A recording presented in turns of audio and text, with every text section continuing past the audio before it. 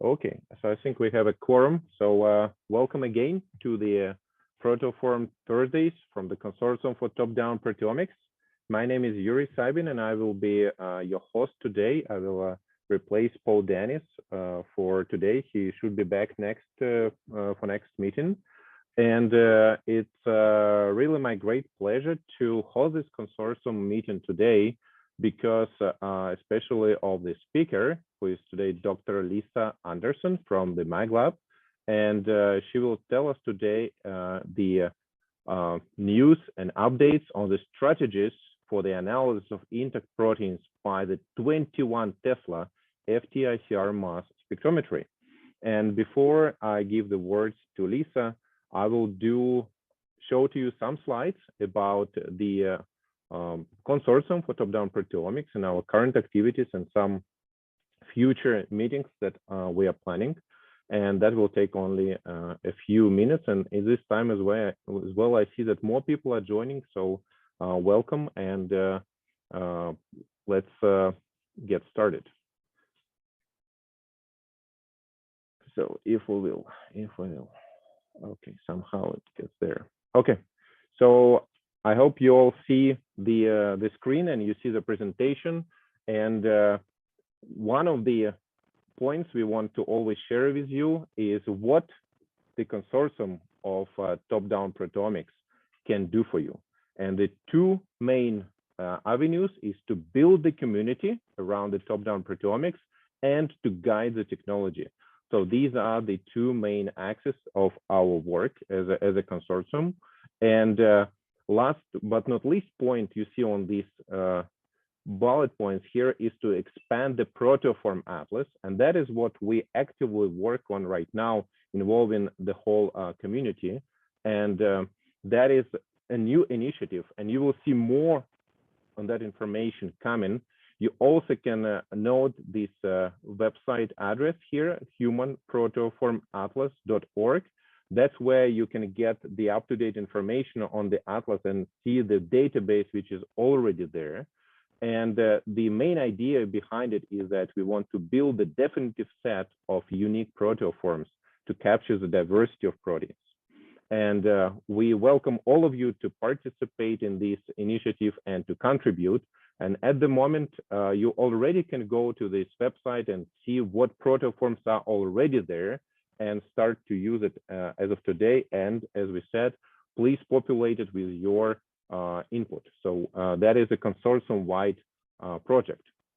And the ASMS is around the corner, and we are looking forward to see those of you who will manage to get there. And there will be a top-down proteomics evening workshop on Tuesday, November 2nd. And the topic for this year will be about the emerging technologies in top-down proteomics and mass spectrometry. And you see that the presiding scientists will be Joe Cannon, Caroline DeHart, and Frederick Lermite. So these are the well-known persons to our community. So we are looking forward to that. That will be workshop Tuesday at 5:45 p.m. at ASMS in person. And overall, we calculated and found more than 70 talks and posters on top-down proteomics. So we are looking forward to these presentations as well. So hopefully to see some of you in person in already what is 10 days from now. The next Proteoform Thursday meeting will come almost right after ASMS on the 18th of November. And the next seminar will be given by Professor Luca Fornelli from the Department of Biology at University of Oklahoma. And naturally, he will speak to us about his developments and applications of top-down proteomics. And it's a great pleasure for me as well to announce this next Proteoform Thursday seminar, because Luca is an alumni of our group here at EPFL in Switzerland.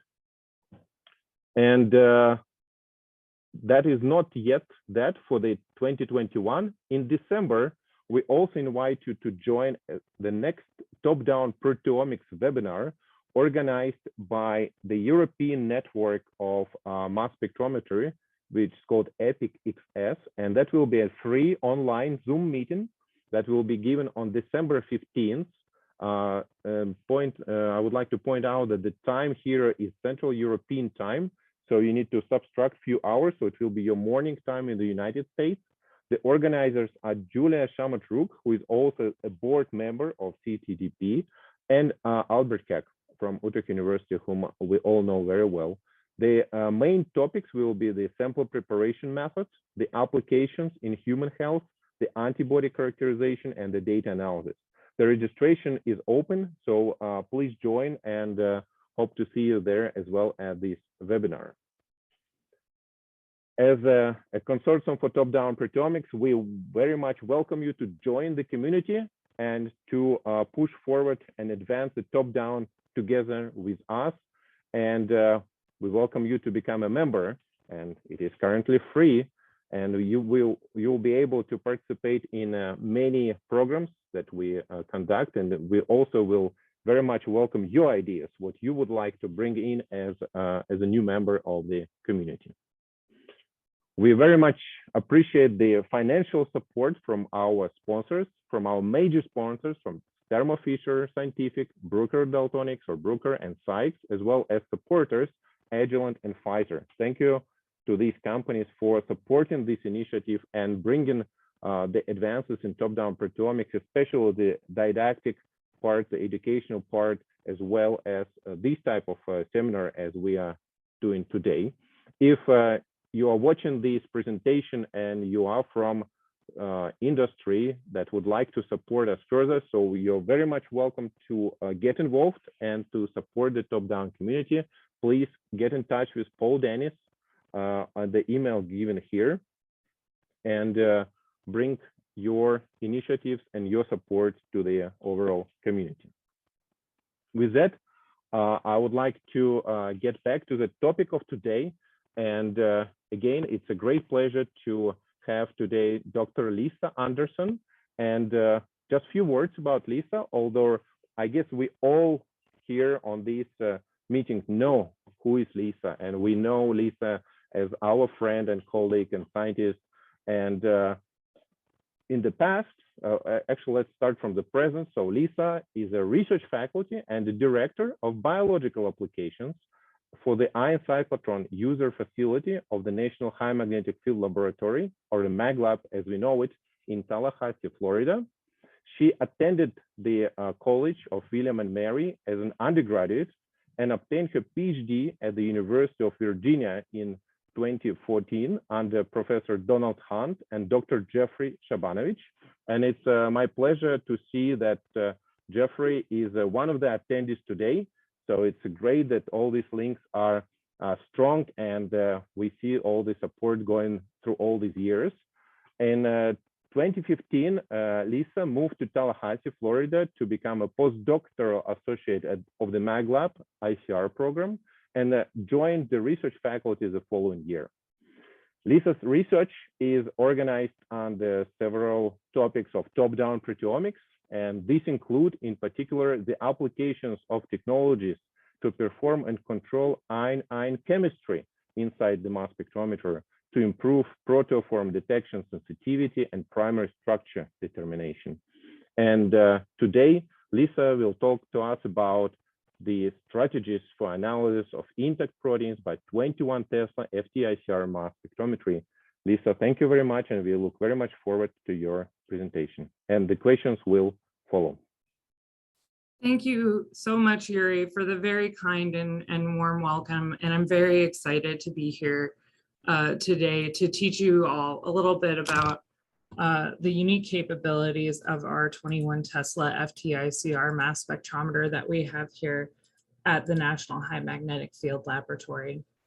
So if you're here in this seminar, you understand why it is that we're interested in characterizing intact proteins, and that is because we're not interested in identifying proteins. We want to identify proteoforms, which we know to be tightly linked to the functioning cells and that underlie very complex phenotypes that we all wish to understand in order to know what the rules of life are. But the truth of the matter is, and that's a lot easier said than done. I'm actually going to go ahead and change my pointer, which I forgot to do, apologies. That's a lot easier said than done, especially as we increase in molecular weight of the proteoforms that we're attempting to identify. Now, the reason for that is inherent limitation of intact protein analysis by ion trapping type mass analyzers that ultimately impacts signal to noise. And that is an issue of ion trap charge capacity and the number of unique fragments that we are trying to generate. So it's very important that I say, ion trap charge capacity, because the capacity of any ion trapping mass analyzer is not dictated by the number of molecules it can hold, it's dictated by the number of charges it can hold. And so, when you're thinking about analyzing tryptic peptides, let's say we're working with precursors that are +3 precursors, and the capacity of our ion trap is approximately 1 million ions, we can fit around 3E5 total precursor ions in that trap. Now, let's say this +3 peptide precursor has 12 amino acid residues. That means that we're trying to create 22 unique sequence informative fragments, each containing the N and the C terminus.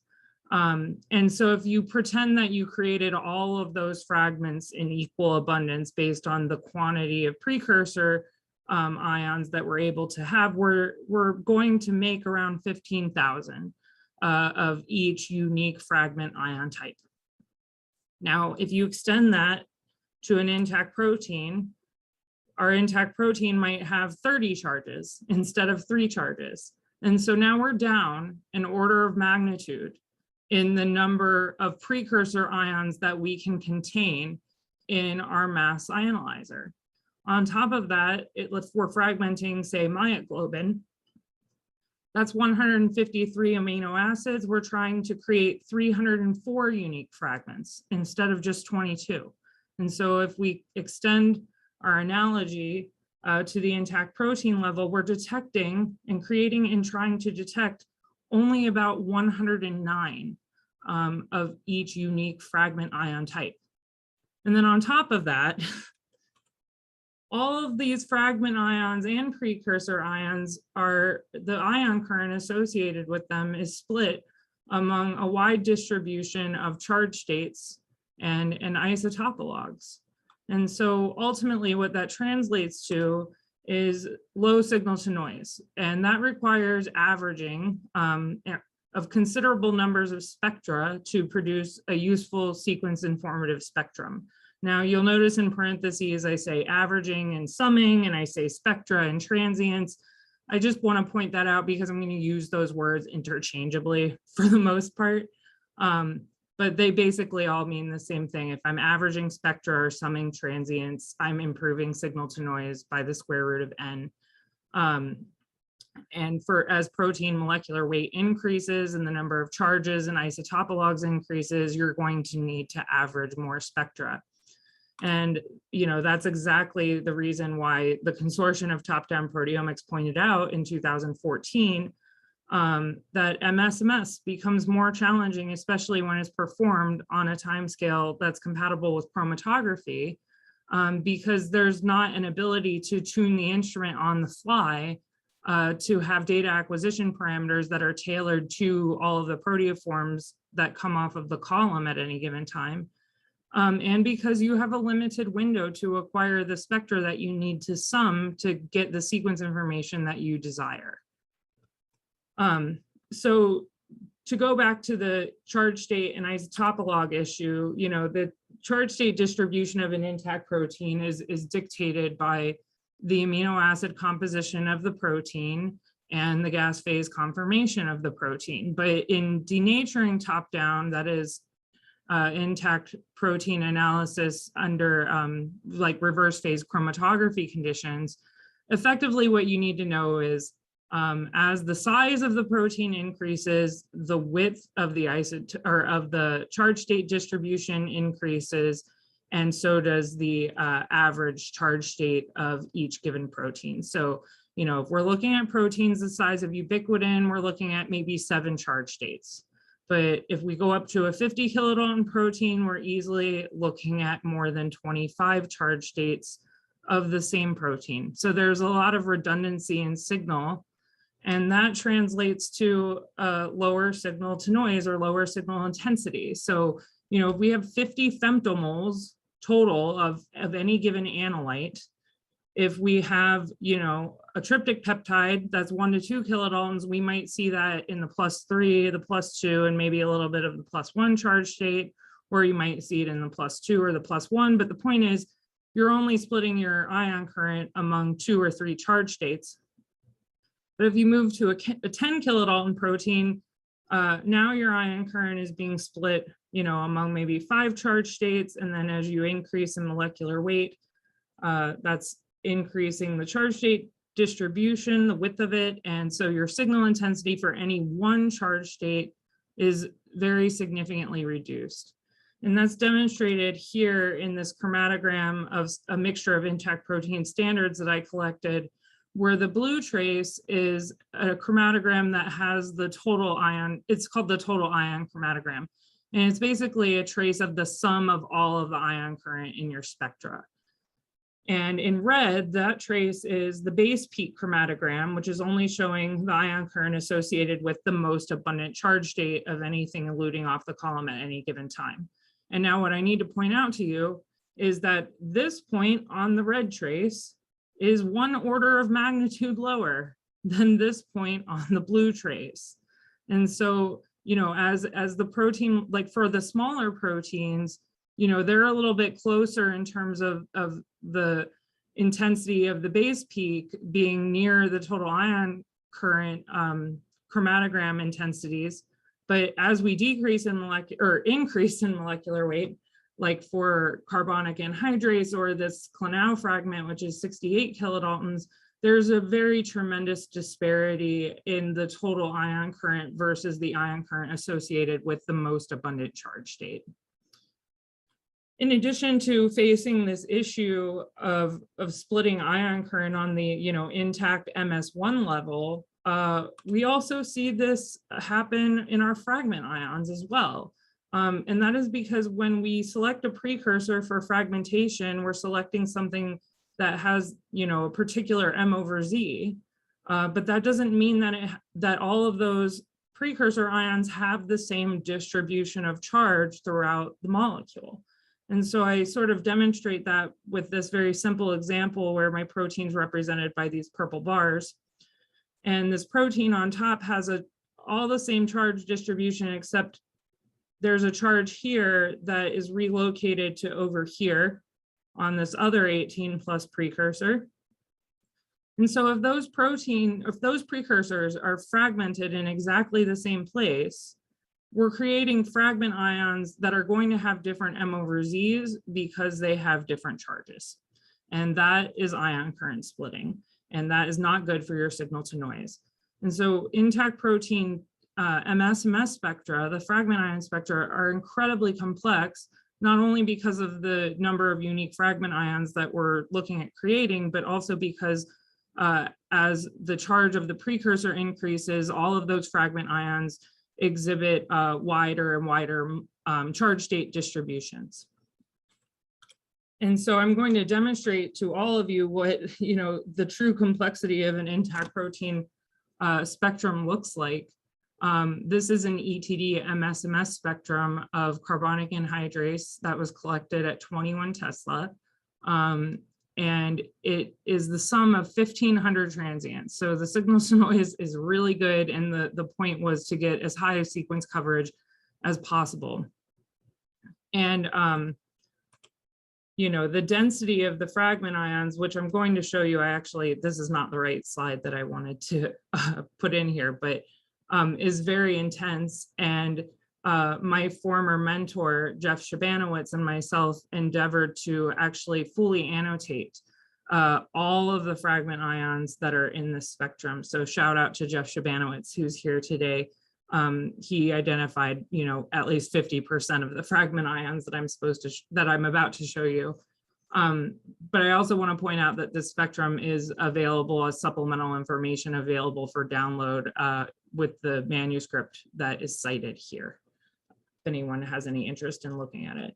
But pretend you didn't see this thing and you're looking at a spectrum and it looks like there are a lot of fragments in it, but if you zoom in, oh blurg, there's not even the right things. Hold on one second. I guess I took it out. That's okay. Apologies, folks. I thought I put in a bunch of slides that had the fully annotated spectrum in here, but I'll demonstrate it here. It's probably better because we'll save some time. But this inset that I'm showing here has literally, easily more than 100 fragments in it, and I'm only showing a 100 M/Z segment of the entire spectrum. And if you take all of the fragment ions that Dr. Shabanowitz and I identified in the spectrum, you'll find that the total number is over 1,200. Now, remember, the maximum residue cleavages that are associated with fragmenting intact carbonic anhydrase is 258 because it's 259 amino acid residues, but there's a multiplicity or a redundancy in fragment ion charge state, as well as the types of fragment ions generated. ETD at lower levels can also generate A dot and Y ions, and we even identified a handful of B ions in the spectrum. And so, this is what resulted from manual interpretation of the spectrum, and we're able to get 91% sequence coverage, but that comes at, great cost to data analysis and time, in actually interpreting the data and assigning all of the fragment ion current associated with the protein in the spectrum. Something is happening. I think I'm accidentally going backwards instead of forwards. Ah, I see. There's a redundancy in my slides. Please forgive me. So I'm going to show you really quickly what the spectrum looks like zoomed in. So this is, the 300 to 600 M/Z segment.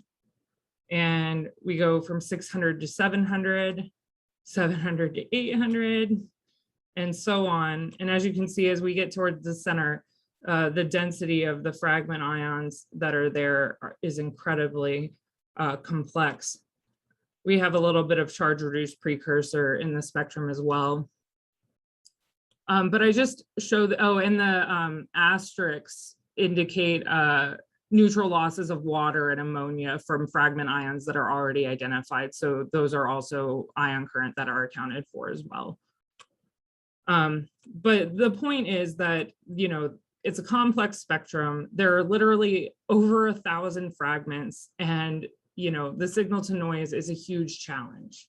In addition to that, on the intact protein level and on the fragment ion level, as the mass of the fragment or of the precursor increases, so does the incorporation of heavy isotopes of carbon, hydrogen, nitrogen, oxygen, and sulfur.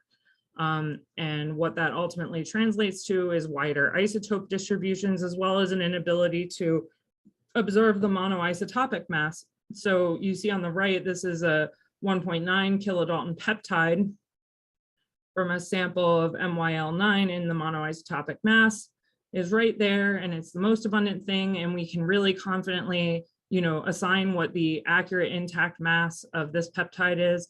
But as we increase in molecular weight, the relative abundance of the monoisotopic M/Z peak decreases, and the width of the isotope distribution also increases.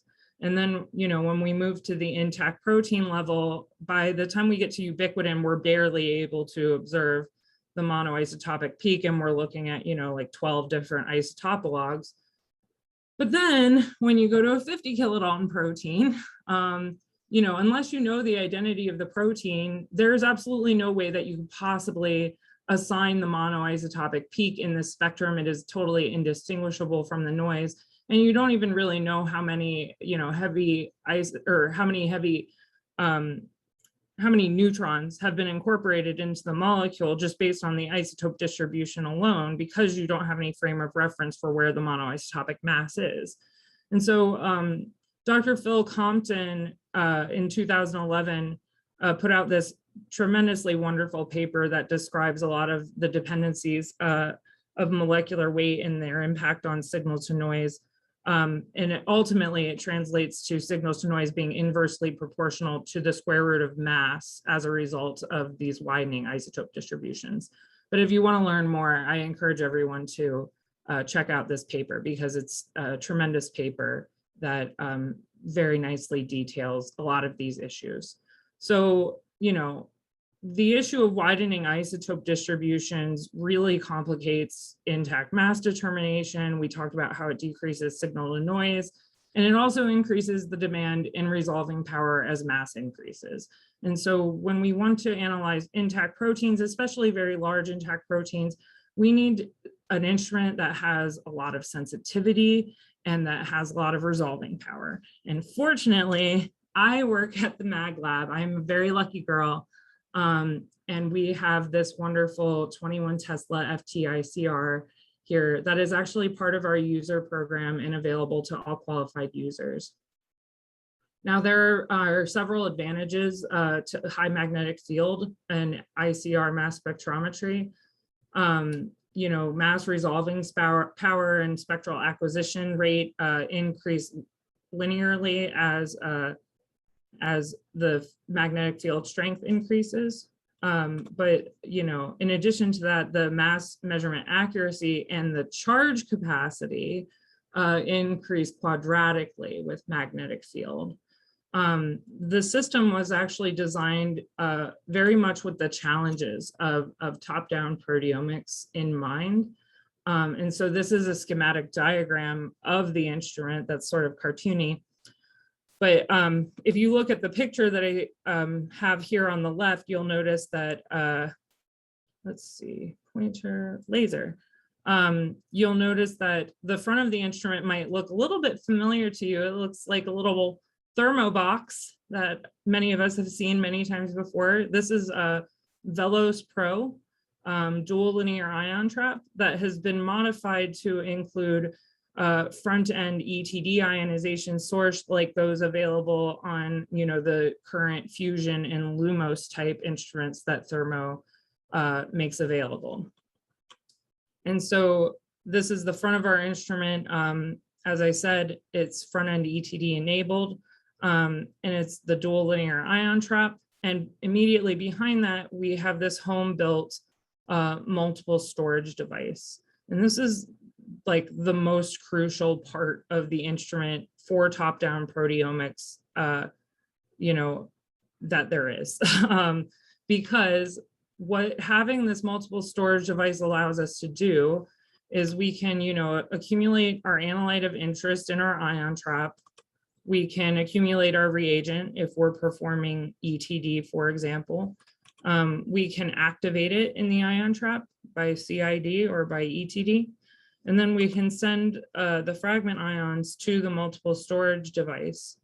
And we can repeat that process as many times as we desire to, until we feel like we've built up enough ions, a population of ions that is high enough to give us the signal to noise that we desire before we transfer those ions to the ICR cell for excitation and detection. In addition, we can perform beam CAD in this multiple storage device, and the instrument is also equipped with lasers for UVP fragmentation and IRMPD, which is performed inside of the ICR cell. And the ICR cell is a very special cell that is the Mag Lab's, you know, version of Eugene Nikolaev's dynamically harmonized cell. And it's a very sensitive and wonderful device that provides extremely high resolving power in combination with the 21 Tesla field. And so I want to go back to, you know, this multiple storage device and how crucial it is to top-down proteomics, because we have to somehow bridge the gap between the ion capacity of the ion trap and the ion capacity of the ICR cell. Now, none of this is drawn to scale, but the ICR cell is a lot bigger than the ion trap. And at 21 Tesla, because the charge capacity increases quadratically with field strength, we can hold about a factor of 10 more charges in the ICR cell compared to the ion trap or an Orbitrap type mass analyzer. And so this demonstrates that where we maintain linearity in terms of the signal to noise of precursors as well as their fragment ions following ETD activation through at least 1E6 or 1E7 in the case of the precursor ions, and following ETD, which does some charge reduction, we're retaining linearity through 3E7 total charges. So the ICR cell has a huge charge capacity that we really want to take advantage of because that translates to higher signal to noise. Now, traditionally on most instruments that don't have this sort of configuration that allows you to do multiple fills of precursors or of fragment ions, the way that you improve signal to noise, as I said before, is by summing transients or averaging spectra. And when you do that, the signal to noise improves by the square root of the number of scans that you've averaged. And that takes time because you're acquiring a transient for every ion volume that you wish to analyze. And so what that translates to in terms of time, I demonstrate here where I'm showing a CIDM-SMS spectrum of myoglobin that is the sum of 16 transients. So the effective signal to noise improvement is a factor of 4. And the time that it takes to acquire this spectrum, now I'm using kind of a small number of charges, per transient here, but this spectrum is acquired in 16 seconds. And up here in parentheses, I've indicated some fragment ions and what their signal to noise is.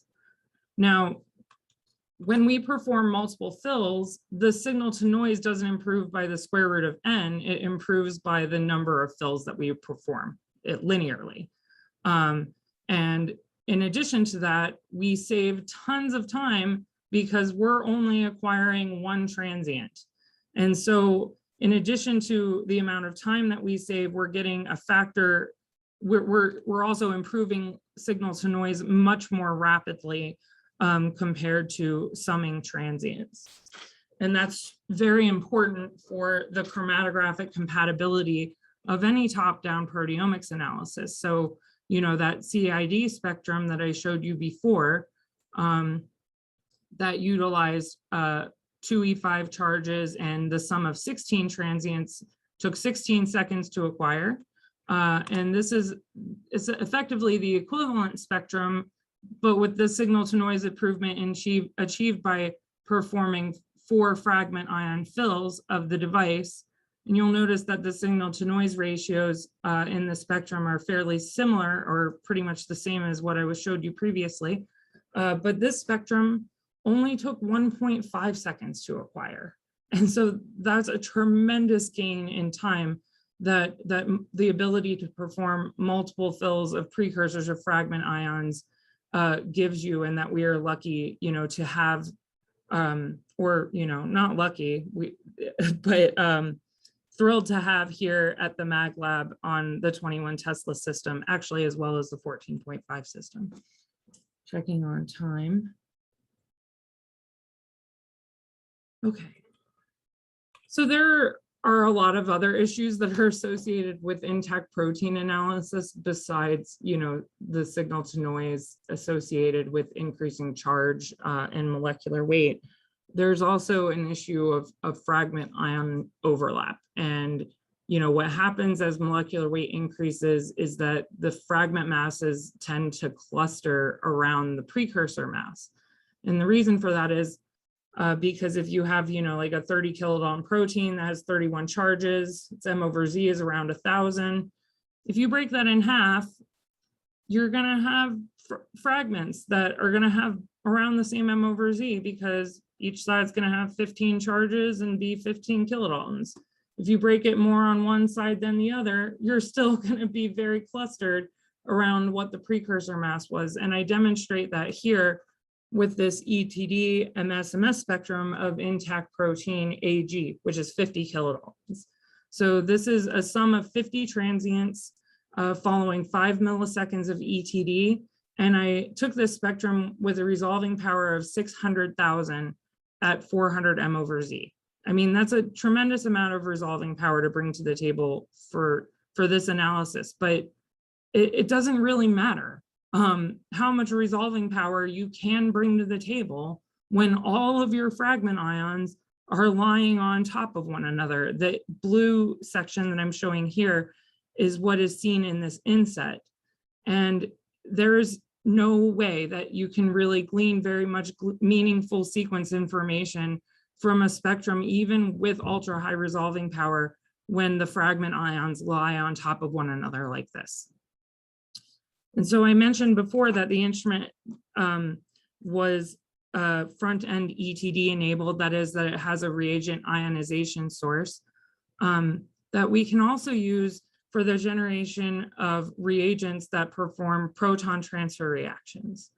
Now, for those of you who aren't familiar with proton transfer reactions, they involve they're gas phase ion-ion reactions that involve reagents that effectively act as Bronsted bases that pluck protons off of the substrates, that is our protein precursors or our fragment ions. And they do this without dissociating them.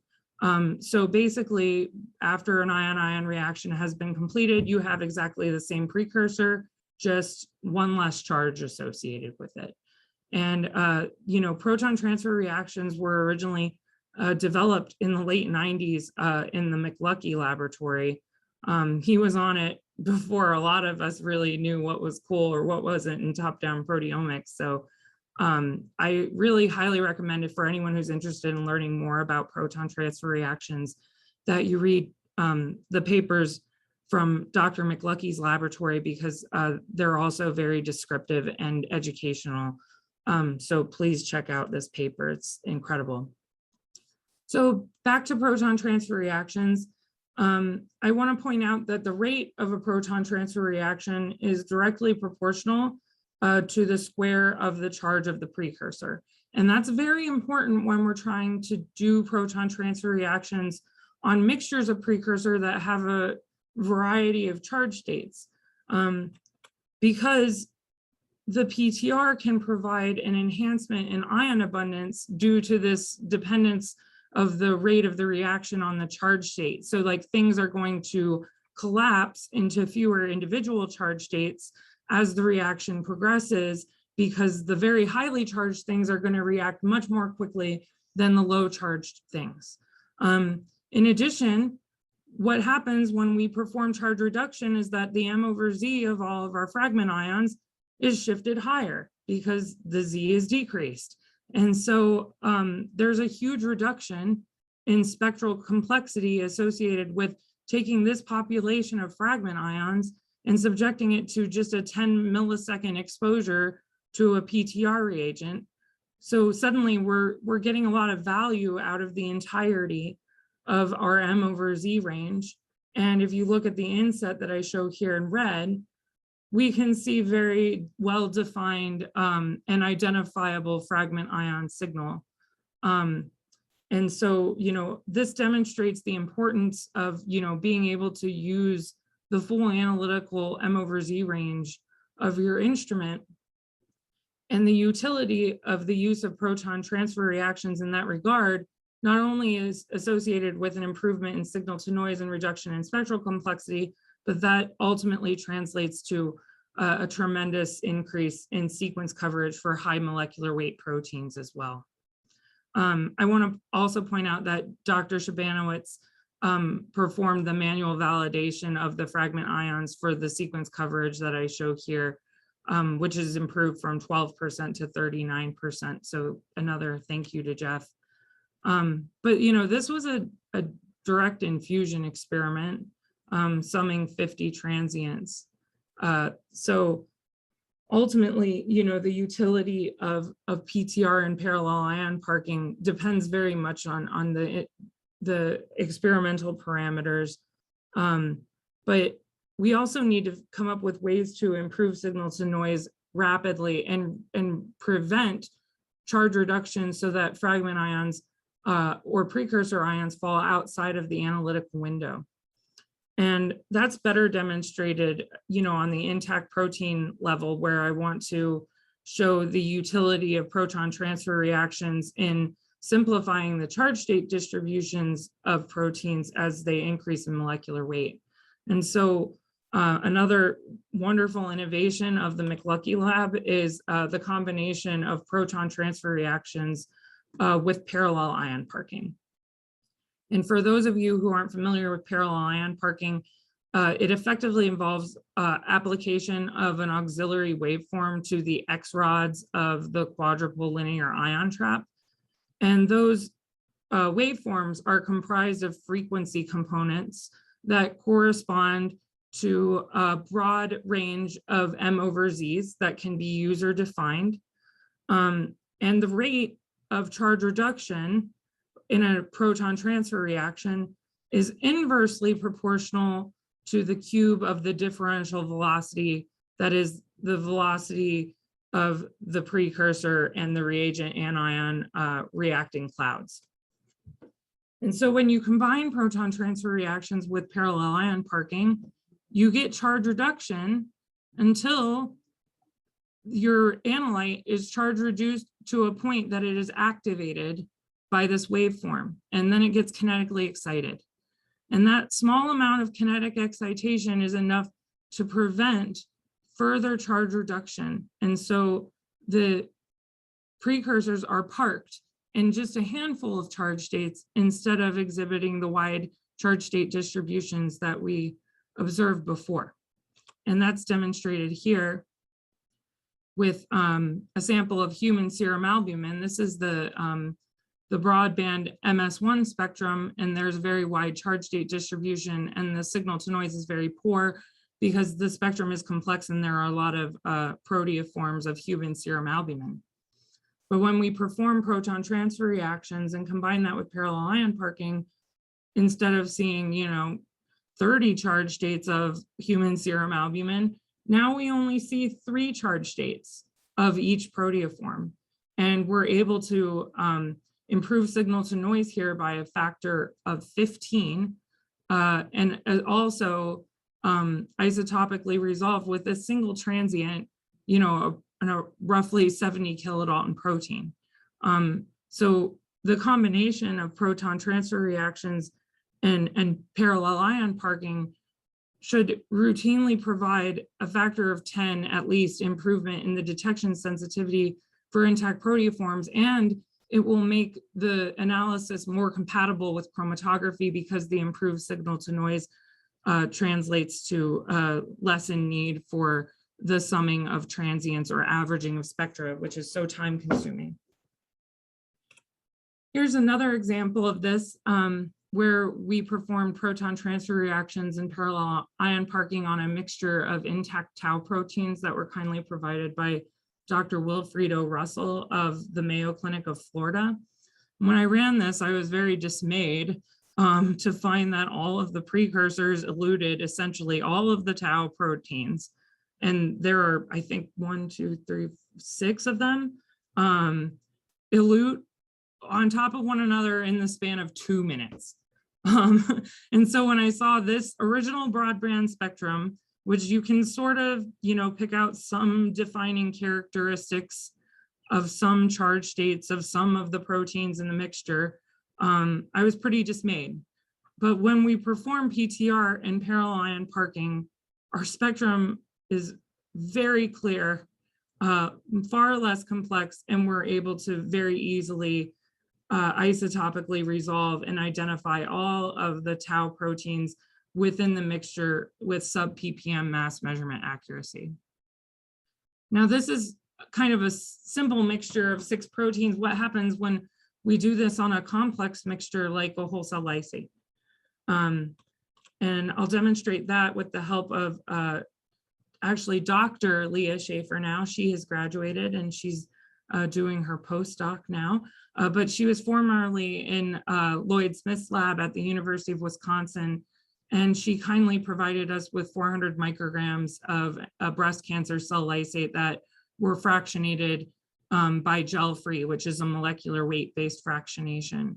And when we took fraction 3, which should contain proteins that are primarily in the 10 to 20 kilodalton range, and we analyzed that with proton transfer reactions and parallel ion parking, this is, what we ultimately see in the raw data. This is the spectrum without proton transfer reactions and parallel ion parking. This is the same period of elution in a separate run of the same protein, where we have parked all of this ion current into just a single charge state with a factor of approximately 5 improvement here in signal intensity. And you see that translate also to signal to noise. But importantly, what we see in the raw data, this is the unparked spectrum, and this is the PTR parked spectrum. We have a tremendous improvement in the ability to detect the proteoforms. This is a complex mixture here of things that are all co-eluting. We see all of the isotope logs we're supposed to see. The isotope distributions are improved in terms of their shape.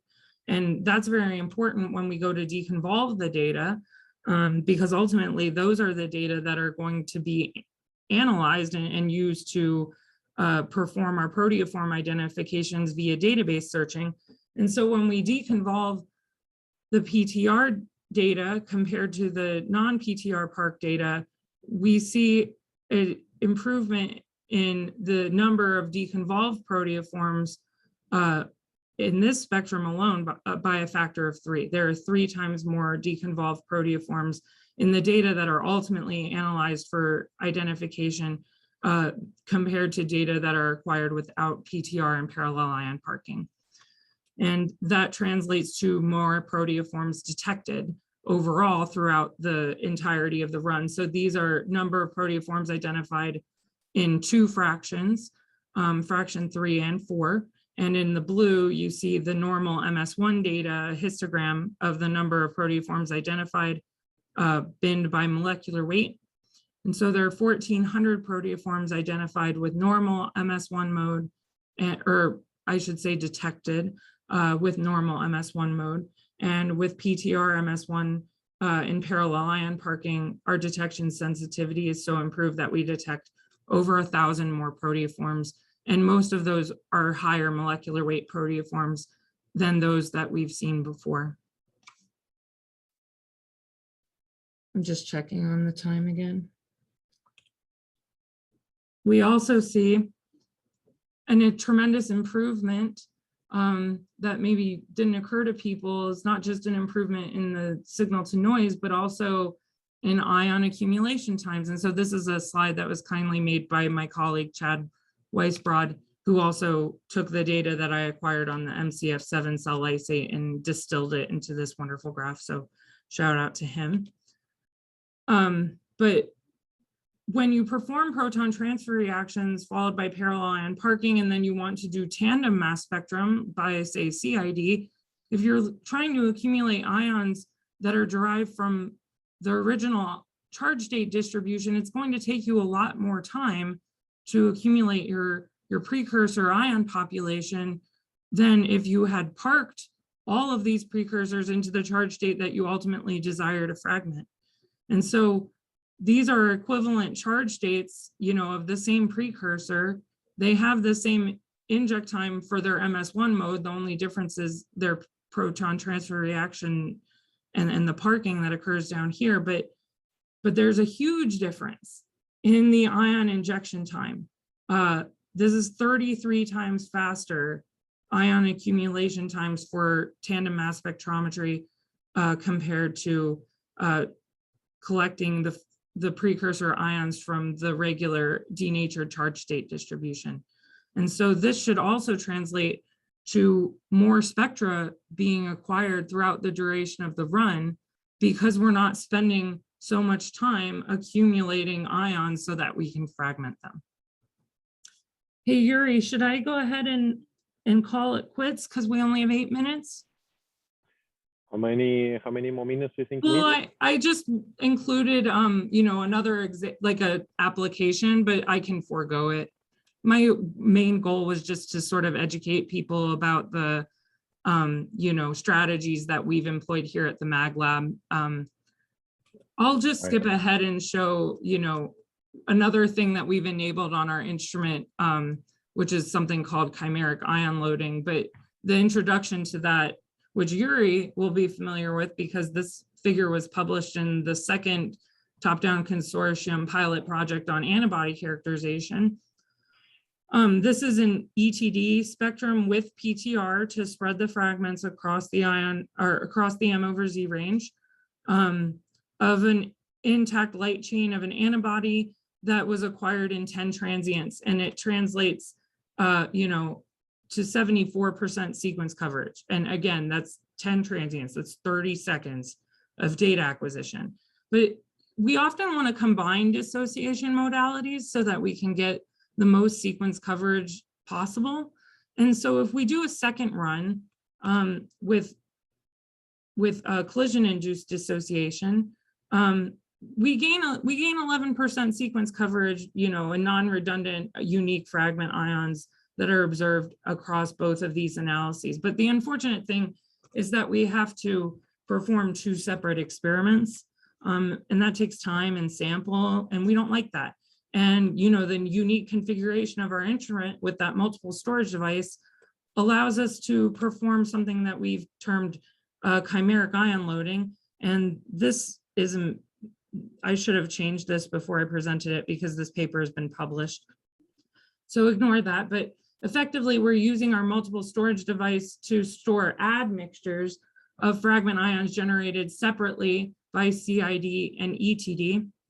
And as you all know, most instruments, you can perform either CID or ETD, but with our instrument configuration, we're able to do CID and ETD, and then a single transient acquisition, so that all of the fragment ions generated by both dissociation modalities can be present in the spectrum at one time. And so that really tremendously improves sequence coverage and throughput. We demonstrated that with a mixture of another breast cancer cell lysate fractionated by gel-free that was prepared by Dr. DeHart when she was at Northwestern. We took fraction 1 and we performed chimeric and triplicate. And across the board for all of the proteoforms that were identified in common among all 3 all 3 dissociation modes of the experiment, the chimeric ion loading improved sequence coverage of those proteoforms at no cost to the amount of sample or the number of experiments that needed to be run.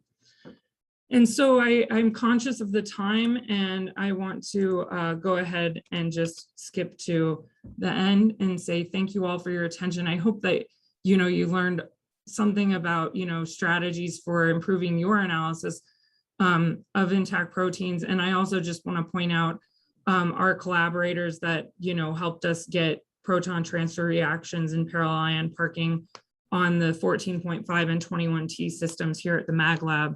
And they are the Hunt Laboratory at the University of Virginia, as well as some of the gentlemen at Thermo Fisher Scientific in San Jose, California. We're funded by the National Science Foundation and the state of Florida.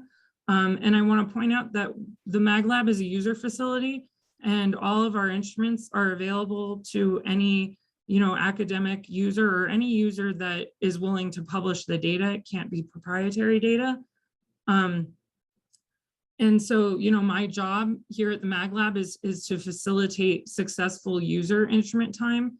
And so if anyone has any interest in learning more about the Mag Lab's user program or trying to perform experiments on the instruments that we have available here, please feel free to contact me at this email address, and I'll end it there. Thanks for your attention. Thank you very much, Lissa. That was very, very useful and very well thoughtful and beautiful overview. Thank you very much. It's also a great thing to do it right before ASM, so we all remind ourselves about all these methods that are available. So once again, thank you very much for putting it all together. It was a brilliant talk, and also you very nicely talked about the work of others, and no, very nice. So what I wanted just to add before that, so to finish this part, that also Lissa is organizing together with Chat Weisbrod the FTMS workshop at ASMS on Wednesday evening, and she will chair or co-chair that session, and there will be more tips and tricks about what FTMS can do for you, perhaps including for top-down. So that's another quick announcement before we forget about it. So the floor is open for questions. Please. Thank you. Unmute yourself and ask. I saw there were questions from some people. Go ahead, Dr. Broadbelt. Hi there, Lissa. It was a great talk. Thank you very much. Thank you. My question might not be in your wheelhouse, but I thought I'd throw it out there anyway. When you talked about that tau example, you noticed that everything co-eluted. And I wondered, do you know of anything on the horizon about better LC separations to help deal with that issue? And I don't know if you think LC can really play a role, or some other separation modality that might help take the burden off the mass spectrometer. So I think, you know, there's room for 2D if it could be robustly implemented by, you know, everybody, and not like people who devote their lives to becoming masters of chromatography. But I do want to suggest that maybe, you know, the PEPI MS workflow, which enables you to recover intact proteins directly from SDS page gels, it might be useful because you can tailor the gel to particular molecular weights, and then cut out the regions of the gel that you're like, if you are very careful in the %T that's incorporated in the gel, you might have higher resolution separation of the taus, which I believe span from 36 to 46 kilodaltons. And then you could cut out, you know, different molecular weight ranges of that gel and hopefully achieve separation that way. But yeah, ultimately, I think that that's the best that I got for you, Jenny. I think we're really, you know, we need to robustly take advantage of what is possible in terms of fractionation in the gas phase as well. So, you know, ion mobility, FAMEs, and hopefully proton transfer reactions and parallel ion parking. You know, getting those things separated in M/Z space should do a lot to help in terms of being able to isolate and fragment individual proteoforms, but I don't have more than that for you. Thank you. Yeah, no problem. Dr. Smith. Hi, Lissa. Say, I just want to tell you, I loved your talk. You're like the clearest thinker I've ever met. It's just so beautiful. Thank you. I'm not the clearest slide putter together, as you saw with my tremendous flub on the redundance. I was like, these aren't the slides I put in. And I was like, oh, there they are. But thank you. I appreciate you. You're welcome. Very welcome. I have like 2 little technical questions I wanted to ask. Sure. One's about M/Z or mass range in your instrument. Like when you do the charge reduction and things move out to higher M/Z, is there a price to pay there? Is there a limitation in your instrument where it doesn't like high M/Z? So, you know, we've demonstrated in the lab, although I don't know that I don't think I showed the data here, but on the 14.5, we've demonstrated that we can perform PTR in the ion trap and create ions out to 20,000 M/Z and get those to the ICR cell on the 14.5. Now, on the 21T, I think we've demonstrated out to like 6,800, but that was just because of the nature of the experiment. Like we didn't really try to go out to 20,000. But the sacrifice that we make is in terms of the time of flight effects that occur, you know, when we're trying to get something along a 2-meter path instead of a 1.5-meter path from the ion trap or the multiple storage device to the ICR cell. And so we have some tools in place, like our auxiliary RF on the multiple storage device, that sort of compensate to some extent for the different arrival times of ions of different M/Z. But you certainly, it's certainly difficult to, like, you know, go down to 300 when we're also trying to see ions at 10,000 because of those time of flight effects. There are also some changes that we need to make to the detection waveforms, but those aren't terribly difficult to implement, as well as the RF on some of the ion optics. That does lower the signal to noise of some of the low M/Z stuff at the cost of being able to see the high M/Z. But in terms of what we can get into our mass analyzer, there we are limited by the ion optics of the Velos, which is to 4,000. So we're hoping in the future that we can expand the mass range or the M/Z range of precursors that we can first get into the instrument and perform experiments on, but also, you know, make sure that we fully understand what we're giving up when we go to high M/Z versus low M/Z, making sure that we're compensating for as much as we can, and, you know, then hopefully getting the most information out of any experiment that we do. But it's a challenge. It's a lot of things that you have to think about at one time, for sure. Right. Thank you. And then my other question is maybe a little remedial, but I didn't quite understand why when you do multiple fills that you said the signal noise scales linearly, whereas when you do summing of spectra, it goes as the square root. And I wondered if you could explain what the difference is kind of fundamentally between those two scenarios that leads to that. Sure. So the signal to noise improves linearly because you think of it in terms of the volume of ions that you're analyzing. So each of these little red squares we'll say is 2e5 charges. So when we perform multiple fills, we're filling here, I think it's 9 fills of 2e5 ions. That's 1.8 million charges that we're analyzing in a single transient. Here, you know, when you sum transients, you're analyzing the same ion volume per transient. And so that signal to noise improves with the square root of n, as in all, you know, types of experiments like this. I guess I would have thought that the square root of n thing would still apply, you know, shot noise statistics to the multiple fill scenario. Well, here, like, because it's only a single transient, n is the same, but the signal is 9 times s.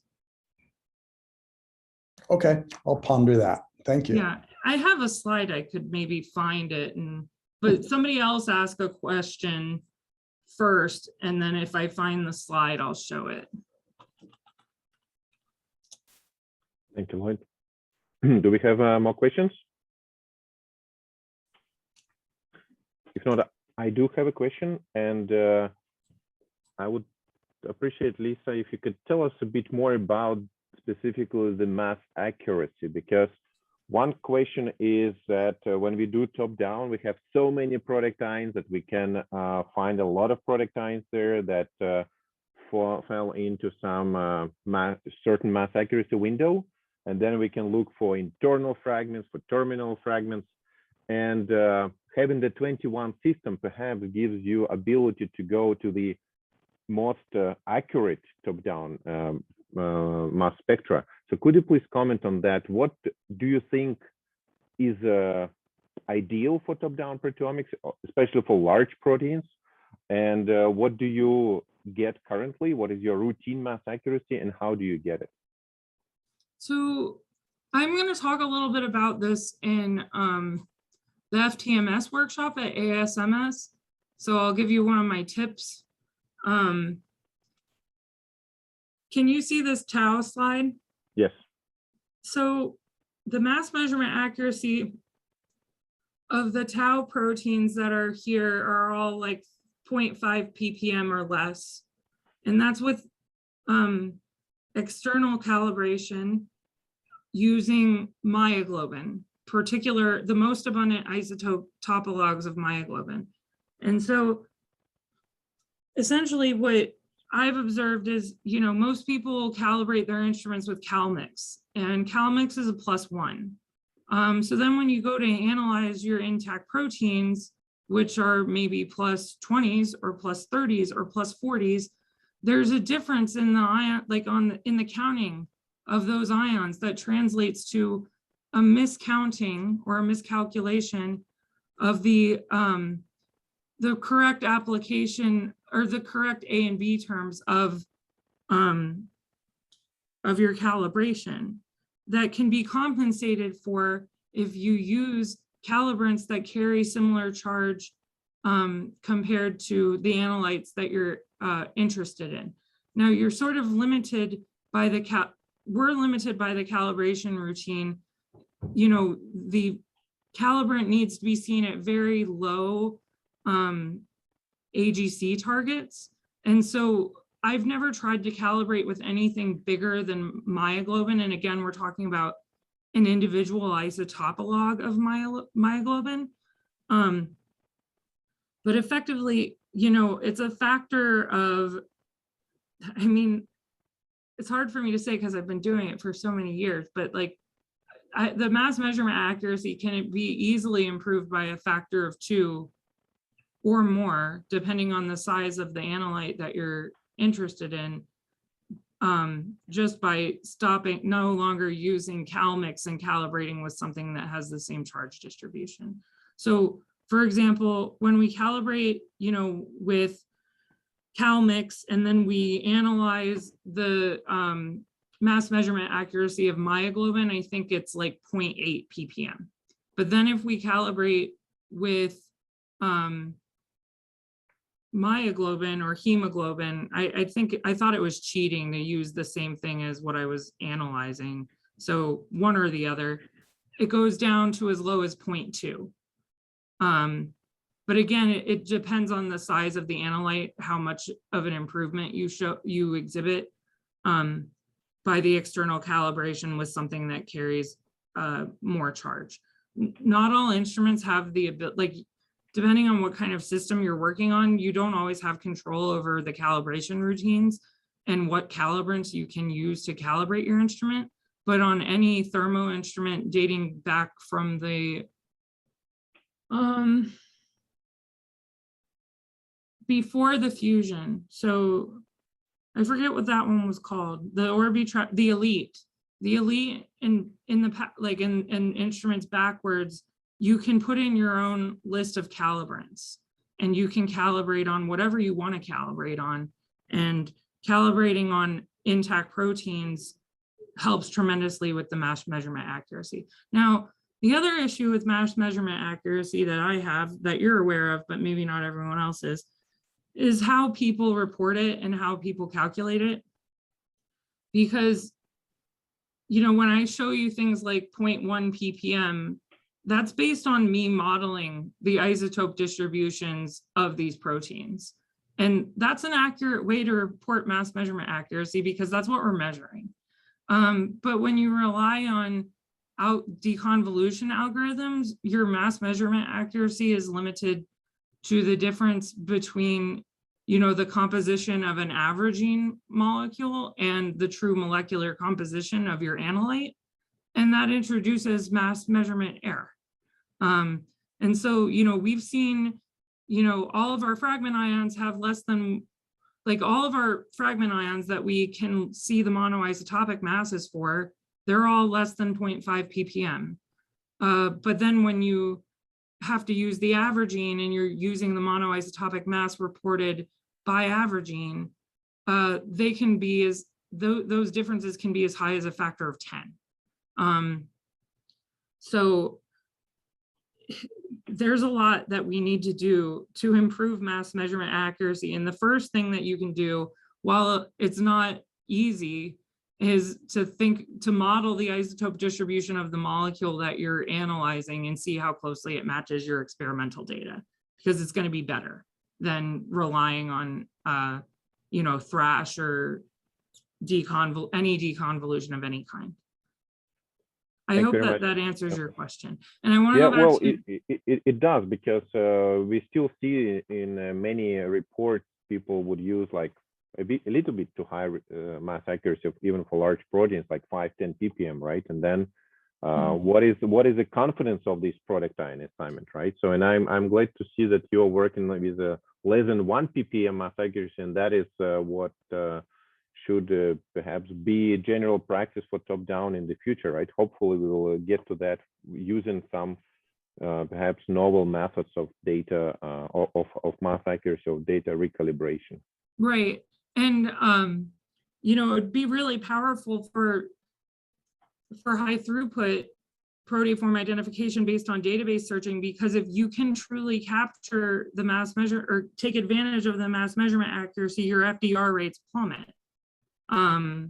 And so you're going to identify way more proteoforms without deconvolution. But, you know, there are no data analysis tools that exist that, you know, robustly model the isotope distributions of everything in a database so that you can match it to raw data. Like, it's a huge problem. Right. That's difficult to overcome. Well, as you said, we're going to hear more about that at ASMS at the FTMS workshop on Wednesday evening. So we're looking forward to that. Yeah. And with that, do we have any more questions? Last call. I do want to go back to Dr. Smith's question about signal to noise and multiple fills. This is sort of a trace of the relative abundance of fragment ions from, I think it's myoglobin. Sorry, I have a screen in the way. When you do 1 fill, 2 fills, 4 fills, 8 fills, and 10 fills. So these steps, you know, sort of are increasing linearly. And then this is showing, sorry, I'm just trying to see. These are data actually from the Hunt Lab, you know, from a long time ago, where the Hunt Lab is performing multiple fills of the C-trap. And I'm showing, you know, the arrows kind of indicating where all the electronic noise is. But the electronic noise, you know, when you see it this way, you can definitely see this linear improvement in signal to noise, 1 fill, 5 fill, 10 fills, 20 fills. So I hope that, Lloyd, that helps you a bit more too. Yep, thank you. Okay, so if there are no more questions, thank you very much, Lissa, once again for giving this brilliant talk, overview, didactic, all the good things there. So you see people are uploading, and we look forward to see many of you at ASMS, hopefully, fingers crossed. And see you also on November 18th at the next CTDP presentation given by Professor Luca Fornelli. Thank you very much, everyone, and have a great time. Bye-bye. Thank you all. Take care.